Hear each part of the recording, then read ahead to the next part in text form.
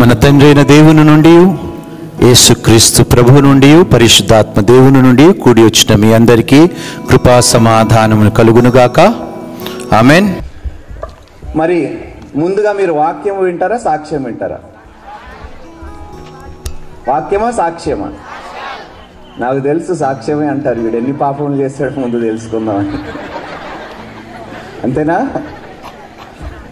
సరే, అయితే సాక్ష్యంలో వెళ్ళే ముందు అసలు ఎందుకు ఈ సాక్ష్యం దేవుడు నాకు అనుగ్రహించాడంటే, నాలా చాలామంది యవ్వనస్తులు ఇదే సాక్ష్యం కలిగి ఉన్నారు. వారందరినీ బలపరచడానికి దేవుడు నాకు ఈ సాక్ష్యం ఇచ్చాడు. ఈ సాక్ష్యము నాది, నా గొప్పతనం ఏం కాదమ్మా, దేవుడు ఇచ్చిందే. అయితే జీవితంలోని ప్రేమ, ఆప్యాయత, దయ, మంచి నిర్ణయాలు, నిరీక్షణ, వీటి మీద ఆధారపడి ఉంటుంది సాక్ష్యం. ఇక్కడ ఎంతమందికి వివాహము కాని వారు ఎంతమంది ఉన్నారు? 18 సంవత్సరముల పైగా ఉన్నవారు, వివాహం కాని వారు ఎంతమంది ఉన్నారు? చేతులు ఎత్తండి. మగాళ్ళు కానీ ఆడవాళ్ళు కానీ ఎంతమంది ఉన్నారు? ఏంటి అందరికి పెళ్ళిళ్ళు అయిపోయా? అయితే చాలా శ్రద్ధగా వినండి. ఎంతమంది నమ్ముచున్నారండి? మంచి విత్తనము మంచి వృక్షమై మంచి ఫలములు ఇస్తుందని ఎంతమంది నమ్ముతున్నారు? అందరు నమ్ముతున్నారా? మంచి విత్తనము మంచి ఫలములే ఇస్తుంది కదా. మరి మంచి నిర్ణయము తీసుకుంటే దాని ప్రతిఫలము కూడా మంచిగా ఉంటుందా, ఉండదా? మంచిగా ఉంటుంది. అయితే చాలా కాలము ముందు మా తల్లి ఒక నిర్ణయం తీసుకుంది. మా తల్లిదండ్రులది ప్రేమ వివాహం అండి. మా తల్లి క్రైస్తవురాలు, తండ్రి అన్యుడు. ప్రేమించి తల్లిదండ్రులు కాదన్నా కూడా ఎదిరించి వివాహం చేసుకుంది మా తల్లి. మా తల్లి పెద్దగా చదువుకోలేదమ్మా. నాకు తెలిసి 5వ తరగతో ఎంతో చదువుకొని ఉంటుంది మా తల్లి. పెద్ద చదువు లేదు మా తల్లికి, కానీ చాలా అందంగా ఉండేది మా తల్లి. నన్ను చూస్తే తెలుస్తుందా? దేవునికి స్తోత్రం. మరి మా తల్లి మా తండ్రిని ఎంతగానో ప్రేమించింది. అయితే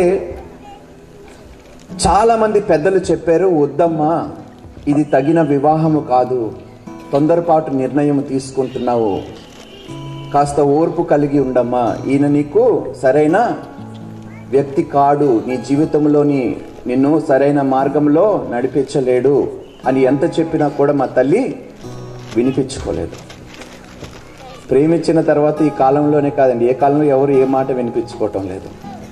మరి ఒక తొందరపాటు నిర్ణయం వల్ల మా తల్లి తన జీవితాన్ని ఏ విధంగా పాడు చేసుకుందో, తల్లి జీవితంతో పాటు పిల్లల యొక్క జీవితం ఏ విధంగా నశించిపోయేదనేది ఈ సాక్ష్యం. ఒక నిర్ణయము వెనకాల ఒక పరిణామము ఖచ్చితంగా ఉంటుందని మీరు తెలుసుకోవాలి. మంచి నిర్ణయము తీసుకుంటే దాని పరిణామము మంచిగా ఉంటుంది. చెడు నిర్ణయము తీసుకుంటే దాని పరిణామము చాలా భయంకరంగా ఉంటుంది. అదే దేవునికి అనుకూలంగా నిర్ణయము తీసుకుంటే అది దీవెనకరంగా ఉంటుంది. మన స్వార్థము కొరకు ఇటువంటి నిర్ణయం తీసుకున్నా కూడా మన భవిష్యత్తు కాలము చాలా భయంకరంగా ఉంటుంది. మా తల్లి నిర్ణయించుకుంది, లేదు తిననే నేను వివాహం చేసుకుంటానని నిర్ణయించుకుంది. పెళ్లికి ముందు చాలా మంచి మాటలు చెప్పాడు మా నాన్న.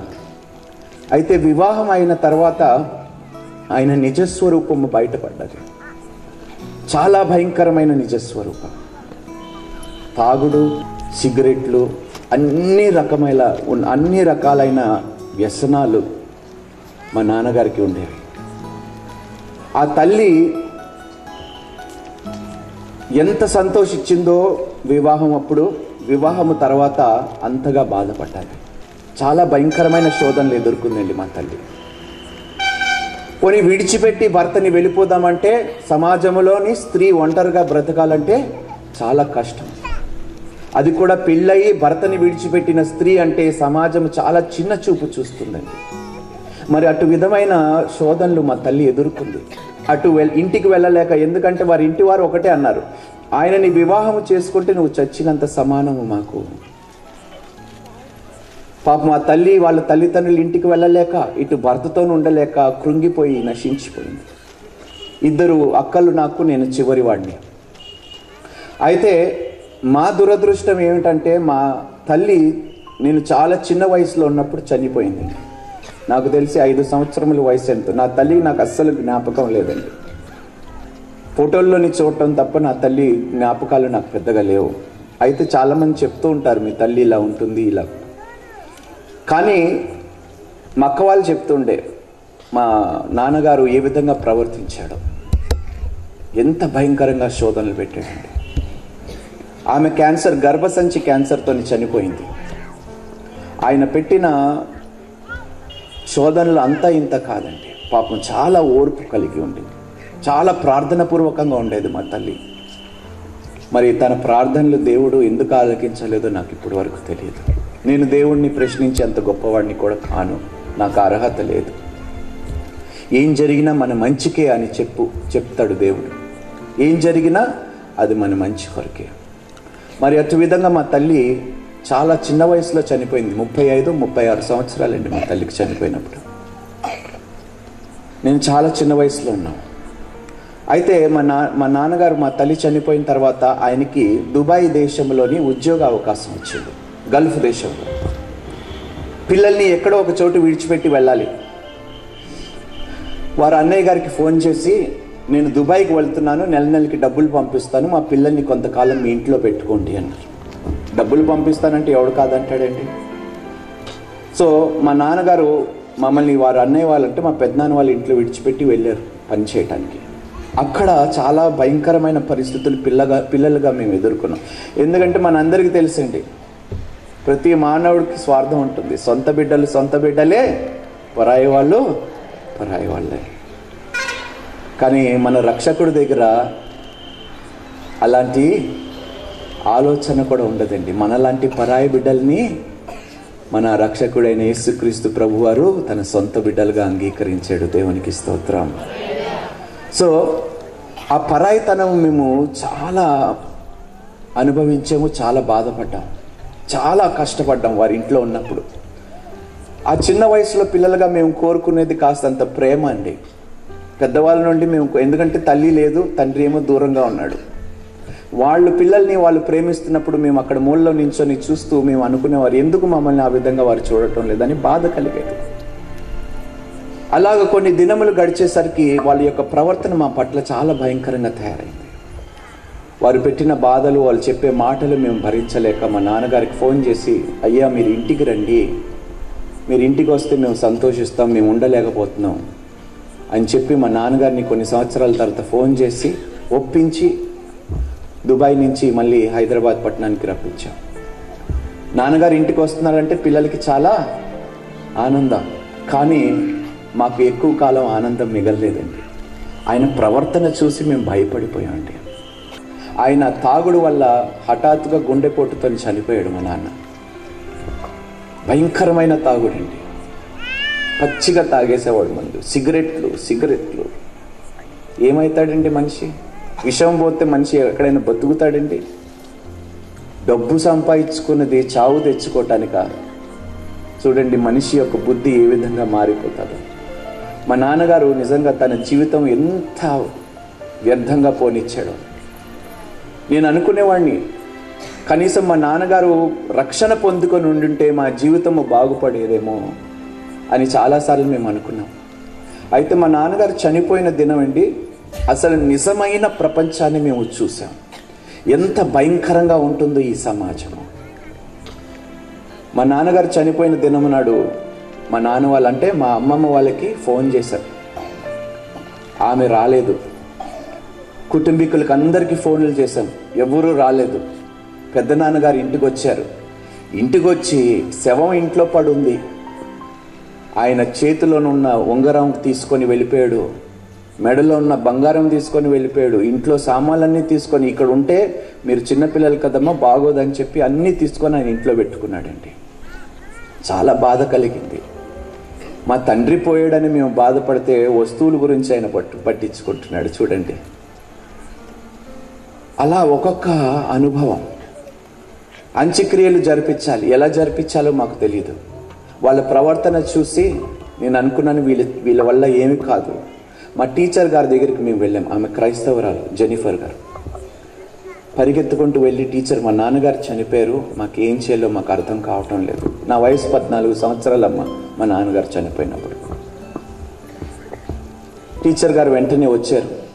ఈరోజు ఆదివారం కదా, ఏదైనా చర్చికి వెళ్ళి అడగండి, కాస్త స్థలం ఇస్తారా పూడ్చివేయటానికి.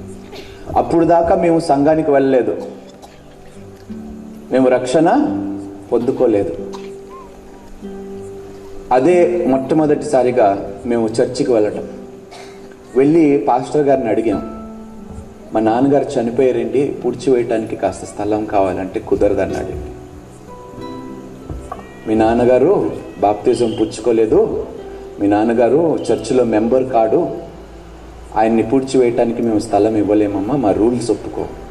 అలా ఒక సంఘం కాదండి, అనేక సంఘస్థుల దగ్గర, పాస్టర్ల దగ్గరికి మేము వెళ్ళాం. కానీ నిరాశ ఎదుర్కొన్నాం. మేము తిరిగి వచ్చి చాలా బాధపడ్డాం. నాకు చాలా కోపం వచ్చిందండి క్రైస్తవుల మీద. ఏదో పెద్ద పెద్ద మాటలు మాట్లాడతారు, నిన్ను వల్ల నీ పొరుగు వాడిని ప్రేమించు అంటారు, అందరూ దొంగలే అనుకున్నాను అప్పుడు. ఆవేదన అండి, ఎందుకంటే తండ్రి పోయాడు, పూడ్చివేయాలి, మాకేం చేయాలో తెలియదు, ఏ ఒక్కరూ సహాయం అందించలేదు. చాలా నిరాశతోని బాధతోని మేము తిరిగి వచ్చి రాత్రి శ్మశాన వాటికి తీసుకొని వెళ్ళాం మా నాన్న శవాన్ని. ఆయన ఏదో మంత్రాలు చదివి కాగడ నా చేతికిచ్చి తగలబెట్టమన్నాడు. నా కాలు చేతులు వణికిపోయండి, నిజంగా చెప్తున్నాను. మా నాన్నగారిని నేను ఎలా తగలబెడతానండి? ఆయన ఎంత చెడ్డవాడైనా కూడా నా కన్న తండ్రి అండి, నాకు జన్మనిచ్చాడండి ఆయన. నేను ఏదైనా కూడా ఇప్పుడు బ్రతుకున్నానంటే ఆయన వల్లనే ఉన్నానండి. నా వల్ల కాదని చెప్పి అదేదో ఆయనకే చేయమని చెప్పి నేను ఇంటికి తిరిగి వెళ్ళిపోయాను. ఆ రోజు రాత్రి నిజంగా ఎంత భయంతో మేము ఒంటరిగా మా గదిలో మేము కూర్చొని అలా గోడకు ఆనుకున్నామండి. ఎందుకంటే మాకు ధైర్యం ఇవ్వటానికి ఎవరు లేరు, ఆ గోడే మాకు ధైర్యం. ఆ గోడకు ఆనుకొని ముగ్గురము చేతులు పట్టుకొని, మా ఇద్దరు అక్కలు నేను, రాత్రంతా ఏడుస్తూ కూర్చున్నాం. మాకు ఏం అవ్వబోతుంది, మా జీవితము అసలు ఏం జరగబోతుంది. దమ్మిడి కూడా వదలలేదండి మా నాన్నగారు. హఠాత్తుగా చనిపోయాడు, బ్యాంకులో డబ్బులు లేవు, ఏమీ లేవు, మా భవిష్యత్తు ఏమి కాబోతుందని చాలా భయపడ్డా. ఆ సమయంలోని మా నాన్న యొక్క మరణ వార్త మా పిన్ని గారు, అంటే మా అమ్మ వాళ్ళ చెల్లి తెలుసుకొని వారు హైదరాబాద్కి వచ్చారు. చాలా సంతోషించాం. రండి విశాఖపట్నానికి వెళ్ళిపోదాము, మాతో మీరు ఉండండి అని చెప్పి వాళ్ళు అన్నారు. అయితే వెళ్ళే ముందు మా ఇంట్లో ఉన్న వస్తువులు, మా అమ్మ బంగారము, మా నాన్న బంగారం ఏదైతే మాకు మిగిలిందో అది అడగటానికి మేము మా పెద్దనాన్నగారి దగ్గరికి వెళ్ళాం. ఏం బంగారము, ఏం వస్తువులు, నా దగ్గర ఏం లేవు, వెళ్ళిపోండి అన్నాడు. చూడండి సమాజం ఎంత భయంకరమైన సమాజం. ఇన్ని బాధలు మేము ఎందుకు పడ్డామో తెలుసండి? ఎవరి వల్ల పడ్డాము? మా తల్లి తీసుకున్న తొందరపాటు నిర్ణయం వల్ల. చాలామంది అనుకుంటారండి యవ్వనస్తులు, ఏముందిలే ఇప్పుడు మనం ఏం చేసినా చెల్లిపోతుంది అనుకుంటాం. కానీ ప్రతి నిర్ణయం వెనకాల ఒక బలమైన పరిణామము ఖచ్చితంగా ఉంటుందని, ఆ విషయం మాత్రం మీరు మర్చిపోకండి. ఆ నిర్ణయం దేవునికి అనుకూలంగా ఉంటే మనం ఖచ్చితంగా దీవించబడతాం. మా తల్లి తీసుకున్న తొందరపాటు నిర్ణయం వల్ల ఆమె నశించిపోయింది, మా జీవితము కూడా నశించిపోయింది. చాలా కష్టాలు ఎదుర్కొన్నాం. పోలీస్ స్టేషన్కి వెళ్ళి కంప్లైంట్ ఇచ్చి మా వస్తువులు ఏదో ఒక విధంగా మేము రప్పించుకున్నాం. విశాఖపట్నానికి వెళ్ళాం. అక్కడికి వెళ్ళిన తర్వాత మళ్ళీ అదే పరాయితనం. తల్లి బంగారం అమ్మేశారు, నాన్న బంగారం పోయింది, అన్నీ పోయింది, మమ్మల్ని ఇంటి నుంచి గెంటేశారు. మా అక్క మెడలోనున్న గొలుసు మేము అమ్ముకొని విశాఖపట్నంలోని ఒక కాలనీలోని ఒక చిన్న గది అద్దెకి తీసుకొని మా జీవితం మేము ప్రారంభించాం. విశాఖపట్నం ఆడపిల్లలు యవ్వన కాలంలో ఉన్నారు, యవ్వనస్తురాలు. నన్ను చదివించడానికి ఇద్దరు అక్కలు వారు చదువుని త్యాగం చేశారు. ఒక అక్కేమో ఇంట్లో అన్ని పనులు చేసి వంట చేసి అన్నీ చేసేది నాకు. ఇంకొక అక్క ఉద్యోగ ప్రయత్నాల కోసం డబ్బులు కావాలి, బ్రతకాలంటే డబ్బులు కావాలి కదండి. అప్పుడు నేను కూడా ఒక నిర్ణయం తీసుకున్నాను, అక్క వాళ్ళతో పాటు నేను కూడా ఉద్యోగం చేస్తానని. అయితే ముగ్గురము నిర్ణయం తీసుకున్నాను. సరే ముగ్గురం పని చేద్దాం, చదువుకుందాం, కష్టపడదాం. ఉద్యోగ ప్రయత్నాల కోసం మా అక్క వాళ్ళు గవర్నమెంట్ ఉద్యోగాలు అయితే ఇచ్చేవారు ఎవరు లేరండి. ఎందుకంటే డిగ్రీ ఉండాలి కంపల్సరీ. ఈ ప్రైవేట్ సంస్థలు యొక్క యాజమాన్యం దగ్గరికి వెళ్ళినప్పుడు, ఆ యజమాని దగ్గరికి వెళ్ళినప్పుడు సహజంగా ఎవరైనా అడుగుతారండి, మీ తల్లిదండ్రులు ఏం చేస్తారమ్మా అని. నాకు ఎవ్వరు లేరు, మా తల్లిదండ్రులు చనిపోయారు, నాకు ఎవరు లేరు, చాలా ఇబ్బందుల్లో ఉన్నాము అని ఎవరైనా మాట్లాడితే మీకు ఎటువంటి ఆలోచన కలగాలండి? బిడ్డల పట్ల జాలి కలగాలా లేదా? కానీ వాళ్ళ ఆలోచన తీరు ఎలా ఉండేదో చూడండి. వెంటనే ఎవ్వరు లేరు, బంధువులు లేరు, ఏ సహాయం లేదు, సహకారం లేదు అనేసరికి ఆ యజమాని యొక్క ఆలోచన తీరు భయంకరంగా ఉండేదండి. ఎందుకమ్మా ఇంత బాధపడతావు, ఇంత కష్టపడతావు, అందంగా ఉన్నావు, ఆడపిల్లవి, ఒంటరిగా ఉన్నావు, ఈ సమాజంలో ఏం చేస్తావు, నాతో ఉండిపో, నీకు ఎంత డబ్బులు కావాలంటే అంత డబ్బులు ఇస్తాను. ఏ మాటలండి, ఎక్కడికి వెళ్ళినా కూడా చాలా కష్టాలు, అవమానాలు ఎదుర్కొన్నారండి మా అక్క వాళ్ళు. నిజంగా భయంకరమైన ప్రాంతం ఈ లోకము. తల్లిదండ్రులు లేకపోతే ఆడపిల్లలు ఒంటరిగా బ్రతకాలంటే భయంకరమైన సమాజం. చాలా బాధలు ఎదుర్కొన్నారు. ఇంటికి వచ్చి ఏడ్చేవారు. ఉద్యోగం కోసం వెళ్తే చేయి పట్టుకుంటున్నారా, కోపం వచ్చేది, కానీ ఏమి చేయలేకపోయేవాడిని, చిన్నవాడిని అయితే. సరే కాసేపు బాధలు మర్చిపోదామని చెప్పి బయటికి వెళ్దామంటే కుర్రకారులు, యూత్ 10 మంది అలాగా గుంపుగా ఉండి అసభ్యకరమైన మాటలు మాట్లాడేవారు. చంపేయాలంత కోపం వచ్చేది. ఏం పాపం చేసామయ్యా, ఎందుకు ఈ మాటలు మాట్లాడుతున్నారు? నేను అలా నడుచుకుంటూ వెళ్తే వెనక నుంచి, ఒరే బ్రోకరు రేట్ ఎంతరా అనేవారు. ఇంత భయంకరమైన మాటలు నేను విన్నానండి. చంపేయాలంత కోపం వచ్చేదండి. ఏం పాపం చేశాం మేము? తల్లి పోయింది, తండ్రి పోయింది, కష్టాలున్నాం, డబ్బు లేవు, మా జీవితాన్ని మేము ఏదో జీవించాలనుకుంటున్నాం, ఎందుకయ్యా మమ్మల్ని ఇంకా బాధపడతాం? చాలా బాధలండి, చాలా అవమానాలు మేము ఎదుర్కొన్నాం. చివరిగా ఓర్పు, సహనం పోయింది మాకు. ఒకరోజు ఇంటికి వచ్చి నేను అక్క వాళ్ళతో చెప్పాను, మనం బ్రతకటం అవసరమా, ఏం చేద్దాంరా అంటే చచ్చిపోదాం అక్క అన్నాను. సరే అలాగే కానీ అని చెప్పినప్పుడు వెళ్ళి పురుగుల మందు తీసుకొచ్చి ముగ్గురు పురుగుల మందు తాగేసాం. తాగేసి ఆ మంటకి మా అరుపులు విని కొంతమంది ఇంటికి వచ్చి మమ్మల్ని హాస్పిటల్కి తరలించారు. ఆ హాస్పిటల్కి వెళ్ళినప్పుడు స్పృహలో లేమండి మేము. కానీ మాకు ఒక దర్శనము కలిగింది. ఆ దర్శనములో మన రక్షకుడు మా యొద్దకు వచ్చి ఒక మాట అన్నాడు, నీవు బ్రతుకు అని నీకు సెలవిస్తున్నాను అన్నాడండి. దేవునికి స్తోత్రం. చాలా స్పష్టంగా దేవుణ్ణి మొట్టమొదటిసారిగా నేను చూశానండి అక్కడ. ఎందుకు ఆ మాట అన్నాడో అప్పుడు నాకు తెలియదు. అప్పటికి ఇంకా రక్షణ ఉందా? రక్షణ లేదు. ఆ యొక్క మరణాపాయ స్థితి నుండి మేము బయటకు వచ్చి హాస్పిటల్ నుంచి ఇంటికి వచ్చిన తర్వాత ఒక భార్య భర్త మా ఇంటికి వచ్చారండి. పీటర్ అండ్ లీడియా సువార్త పట్టుకొని వచ్చారు మా ఇంటికి. పరిచయం చేశారు రక్షకుడిని, మన మెస్సయ్యని, యేషువ మెస్సయ్యని పరిచయం చేశారు. మన రక్షకుడిని పరిచయం చేశారు మాకు. ఎప్పుడైతే మేము మా రక్షకుడిని అంగీకరించామో దేవుడు మా జీవితాన్ని తలక్రిందులుగా మార్చాడండి. దేవునికి స్తోత్రం. ఎన్ని అద్భుతాలు చూసాం. వాస్తవంగా దేవుడు కానీ లేకపోయి ఉంటే, యేసుక్రీస్తు ప్రభు వారు రక్షణ లేకపోయి ఉంటే ఈరోజు ఈ సాక్ష్యం నేను చెప్పేవాడిని కాదేమో. ఎందుకంటే ఎప్పుడో మళ్ళీ చచ్చిపోయేవాడిని. ఎన్ని అద్భుతాలు చేశాడు చూడండి. వాళ్ళు వచ్చి దాదాపు 3 నెలలు ప్రతి దినం మా ఇంటికి వచ్చారు. మమ్మల్ని సువార్తలో బలపరిచారు, ప్రార్థనలో బలపరిచారు, విశ్వాసంలో బలపరిచారు. అయితే ఈ సమయంలోని ఒక పత్రికలో ఒక ప్రకటన వచ్చిందండి, విదేశాల్లోని ఉద్యోగ అవకాశాలు. ఆ సమయంలోని నేను 400 రూపాయలకి నేను ఒక ఉద్యోగం చేసేవాడిని. ఎక్నో ఎయిర్ కర్టెన్స్ అని ఒక కంపెనీలోని, ఎక్నో కంపెనీలో వర్క్ చేసేవాడిని. 400 రూపాయలు మాత్రమే ఇచ్చేవాడు. ఒక అక్కేమో గ్రీన్ పార్క్ హోటల్లోని విశాఖపట్నంలోని రిసెప్షనిస్ట్గా పనిచేస్తే, ఇంకొక అక్క తాజ్ హోటల్లోని రిసెప్షనిస్ట్గా పనిచేసింది. మా ముగ్గురు ఆదాయం కలిపిన 2200 మాత్రమే. అన్ని కష్టాలు పడ్డామమ్మా. ఏదో పెద్ద గొప్ప ఇంటి వారి నుంచి వచ్చిన వాళ్ళం కాదు, మీలాగే చాలా కష్టాలు పడ్డాము. అయితే ఆ సమయంలో ఒక ప్రకటన వచ్చిందండి ఒక పత్రికలో. ఆ పత్రికలో హిందూ పేపర్లోని 1997లోని ప్రకటన వచ్చినప్పుడు నేను డిగ్రీ చదువుతున్నాను.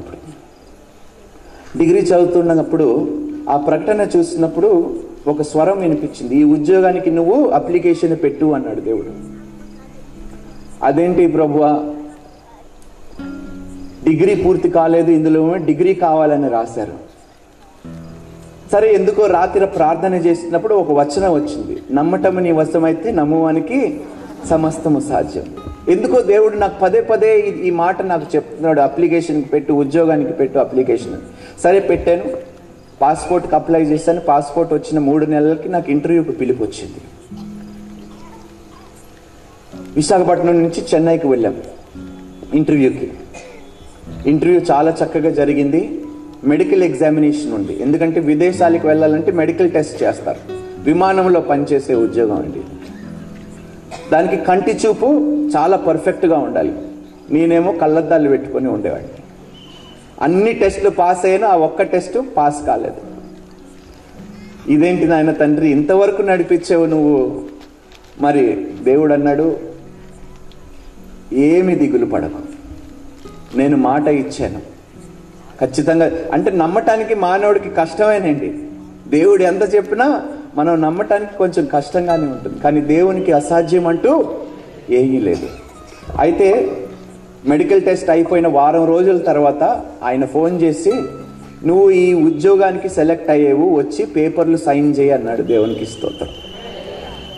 వెళ్ళినప్పుడు ఆయన ఒక మాట అడిగాడు, ఎంతమంది ఎంపిక చేయబడ్డారో తెలుసా ఇంటర్వ్యూ కొరకు అంటే, తెలియదు సార్, 3500 మంది అన్నాడు. ఆ 3500 మందిలో భారతదేశ వ్యాప్తంగా ఈ ఉద్యోగం కోసం ఎంతమంది సెలెక్ట్ అయ్యారో తెలుసా అని అడిగితే, తెలియదు సార్, 4 అబ్బాయిలు, అందులో నువ్వు ఒక్కడివి అన్నాడు. దేవునికి స్తోత్రం, హల్లెలూయా. అందుకనే అంటాను, నమ్మటము నీ వశమైతే నమ్మువానికి సమస్తము సాధ్యము. మరి వెళ్ళాను, కూర్చున్నాను, అగ్రిమెంట్ సైన్ చేసినప్పుడు ఆయన అడిగాడు, జీతం ఎంత ఆశిస్తున్నావు బాబు? జీతం అనేసరికి నేను అప్పులు లెక్క పెట్టుకోవటం మొదలుపెట్టాను. డబ్బులు వస్తున్నాయంటే ముందు అప్పులు ఉన్న వాళ్ళు ఏం చేస్తారండి, వడ్డీ ఎలా కట్టుకుంటాం, నెలకి ఎంత ఇంట్రెస్ట్ ఎంత ఇవ్వగలుగుతాం అనేది అన్ని లెక్కలు వేసుకొని 10,000 అడిగాను. అంటే ఆయన చాలా కోపంగా చూశారు. ఎక్కువ అడిగేసేనేమో భయపడ్డాను. ఏం మాట్లాడుతున్నావు అమ్మా, విదేశాల్లో ఉద్యోగం 40,000 రూపాయలు జీతం ఇస్తున్నారు నీకు అన్నారు. దేవునికి స్తోత్రం, హల్లెలూయా. అందుకనే అంటానండి, దేవునికి మన జీవితాన్ని మార్చడానికి ఒక్క క్షణం చాలు. కానీ ఆ ఒక్క క్షణం రావటానికి మనం నిరీక్షణ కలిగి ఉండాలండి, ఓర్పు కలిగి ఉండాలి. నిశ్చయముగా దేవుడు చేస్తానన్నప్పుడు మన జీవితంలో మార్పు అనేది ఖచ్చితంగా రాబోతుంది. ఆ మార్పు మనం ఊహించిన దానికన్నా గొప్పగా ఉండబోతుంది. దేవునికి స్తోత్రం. మరి మా జీవితంలో కూడా అలాగే జరిగింది. ఎక్కడ 400 రూపాయలు, ఎక్కడ చావు బ్రతుకు, ఎక్కడ అవమానాలు, 40,000 రూపాయలు. వెంటనే ఫోన్ చేశాను అక్క వాళ్ళకి, మీరు ఇంకా పని చేయటం మానేయండి, నేను చూసుకుంటానని.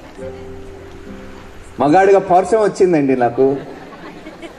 అక్క వాళ్ళకి ఫోన్ చేసి చెప్పాను, చాలా సంతోషించారమ్మా. సరే, ఉద్యోగం మానేశారు. వెంటనే 1 సంవత్సరం పని చేసిన తర్వాత అక్క దగ్గరికి వెళ్ళి అడిగాను, పెళ్లి చేసుకుంటే బాగుంటుంది కదా అక్క అని అడిగాను. వద్దురా, చిన్నదానికి పెళ్లి చేద్దాము, నేను నీతో ఉంటాను కొంతకాలం అంటే, సరే చిన్నక్కకి పెళ్లి సంబంధాలు చూసాము. ఇక్కడ విశాఖపట్నంలోని ఒక మంచి క్రైస్తవుడికి ఇచ్చి వివాహం జరిపించాం. విదేశాల్లోని ఉద్యోగం వచ్చేసరికి కుటుంబీకులందరూ స్నేహం చేసుకోవటం మళ్ళీ మొదలుపెట్టారు. ఎవరైతే మమ్మల్ని అవమానించారో అందరూ మమ్మల్ని చాలా చక్కగా చూడటం మొదలుపెట్టారు, మంచిగా మాట్లాడటం మొదలుపెట్టారు.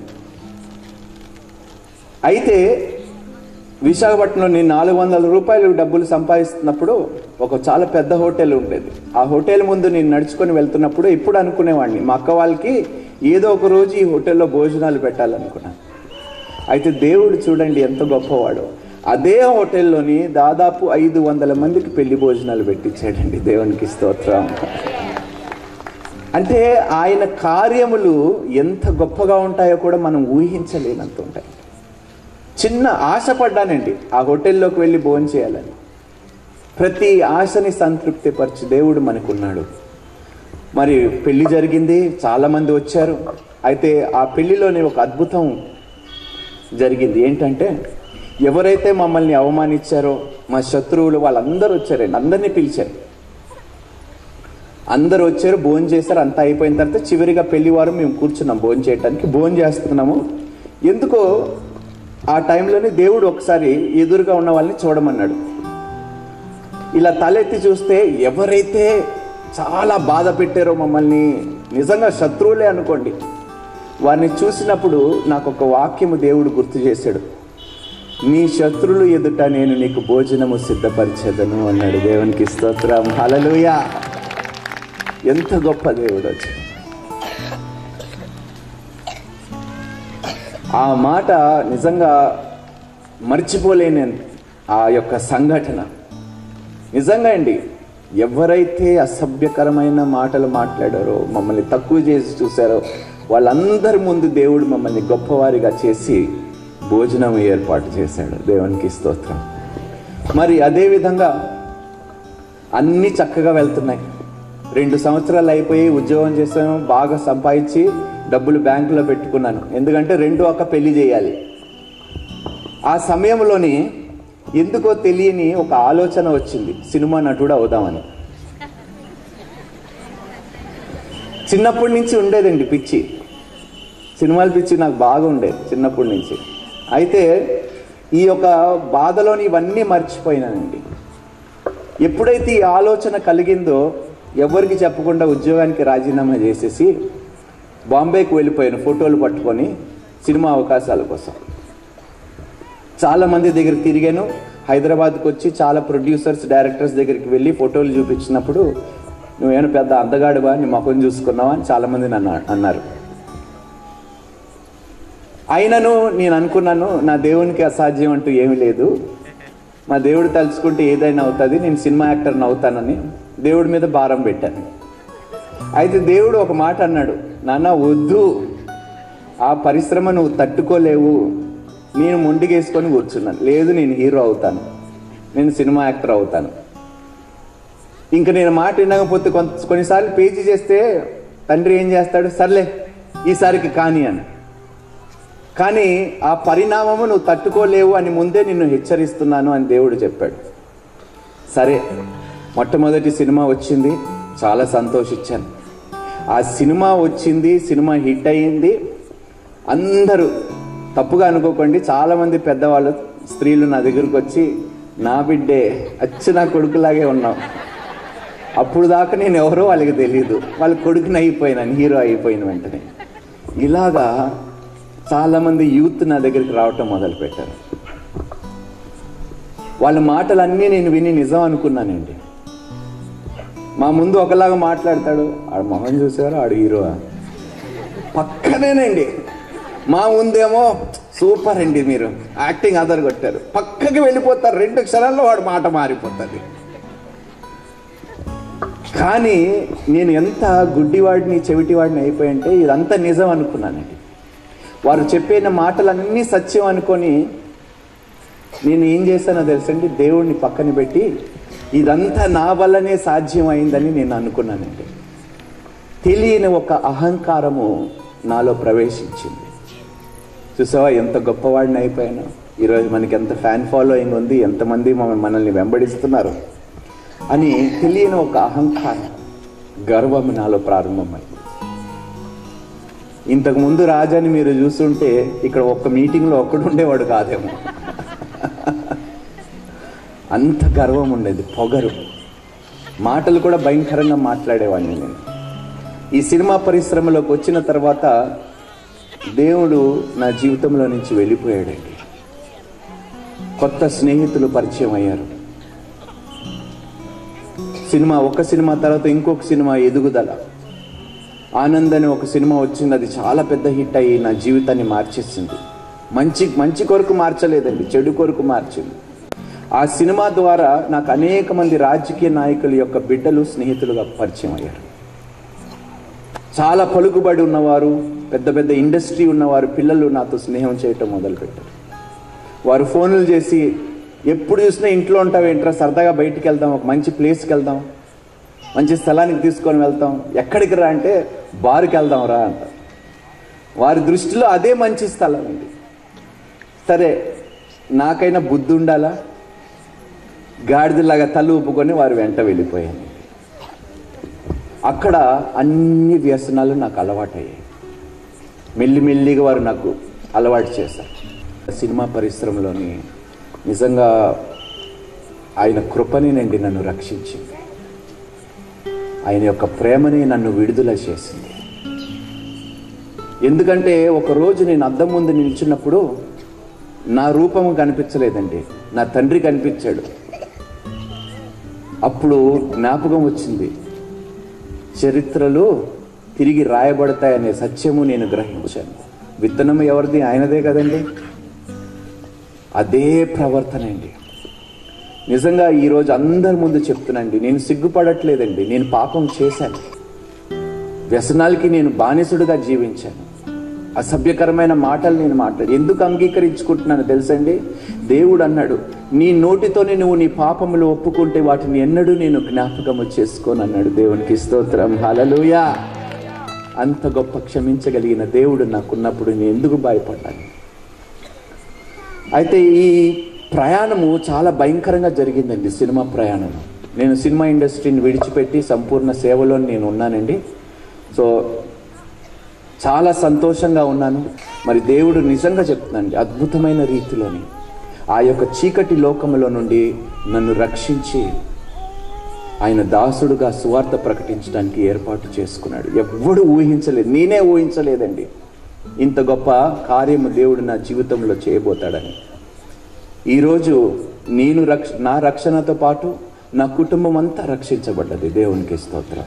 మా తల్లి కుటుంబం అంతా ఈరోజు దేవుణ్ణి అంగీకరించి ఉన్నారు, రక్షణ పొందుకొని ఉన్నారు. నేను 2009 డిసెంబర్లోని నా జీవితాన్ని తిరిగి పునరంకితం చేసుకున్నాను. మా అక్క పెళ్ళి కూడా కొన్ని సంవత్సరాల క్రితమే నేను చేశానండి. నేను సినిమాలు మానేసినప్పుడు 2009 తర్వాత నేను కొత్త సినిమాలు ఏం ఒప్పుకోలేదు. అయితే ఆ సమయంలోని 2 సినిమాలు నేను ప్రొడ్యూస్ చేశాను.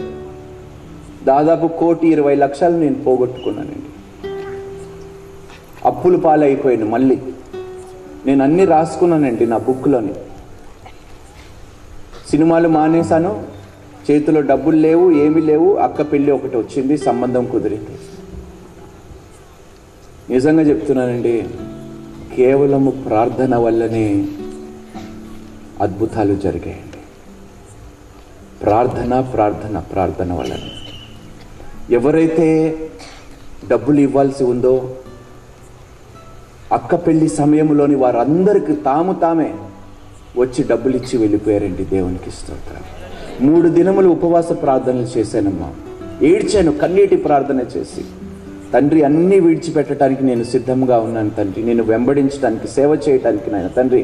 మా అక్క పెళ్ళి ఘనంగా జరిపించు నాయన తండ్రి. సమాజంలో మళ్ళా తిరిగి నాయన తండ్రి మమ్మల్ని తలదించుకునేలాగా చేయొద్దు నాయన తండ్రి అని ప్రార్థనతో, ఏడుపుతో 3 దినములు ఉపవాసం, మంచినీళ్ళు కూడా ముట్టుకోకుండా ప్రార్థన చేశాను. దేవుడు ప్రార్థనలు ఆలకించి అక్క పెళ్లి చాలా ఘనంగా జరిపించాడండి. 2,000 మంది వచ్చారండి పెళ్లికి. దేవునికి స్తోత్రం. 2,000 మంది వచ్చారు. అక్క పెళ్లి చాలా ఘనంగా జరిగింది. దాని తర్వాత అక్క అన్నది, తొందరగా నువ్వు కూడా పెళ్లి చేసుకుంటే నాకు ఎవరు ఇస్తారులే పిల్లని అనుకున్నాను. 2012లోని నేను ఇజ్రాయెల్ వెళ్ళే అవకాశం కలిగింది. అక్కడికి వెళ్ళినప్పుడు ఏడుపుల గోడ అని ఒక ప్రాంతం ఉంది యెరూషలేము పట్టణంలో. ఒక చీటీ రాసుకున్నాను, నాకు మంచి భార్య కావాలని ప్రార్థన చేశాను. రెబెక్కా వంటి భార్య కావాలి.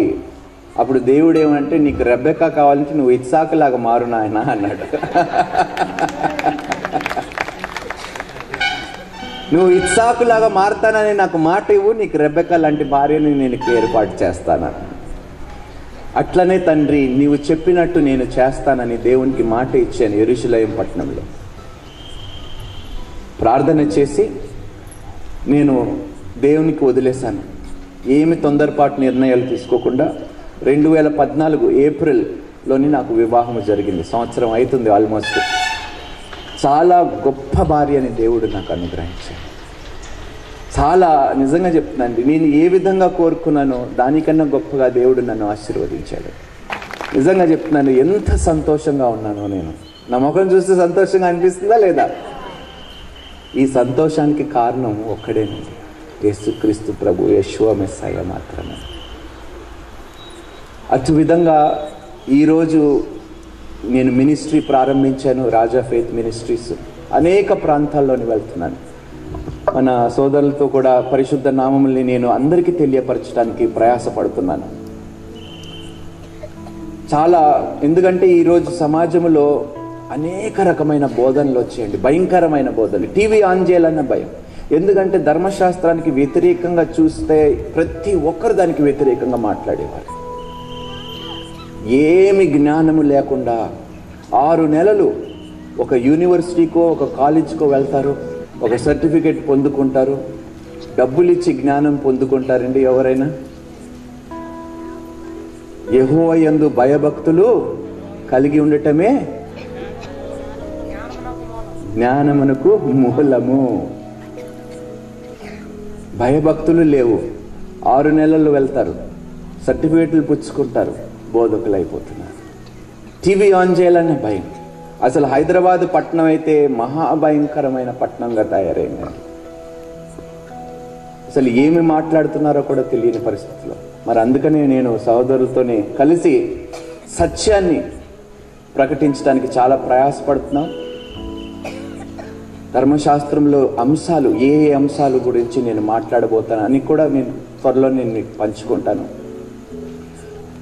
అందుకనే మా యొక్క సేవ కొరకు ప్రార్థన చేయండి.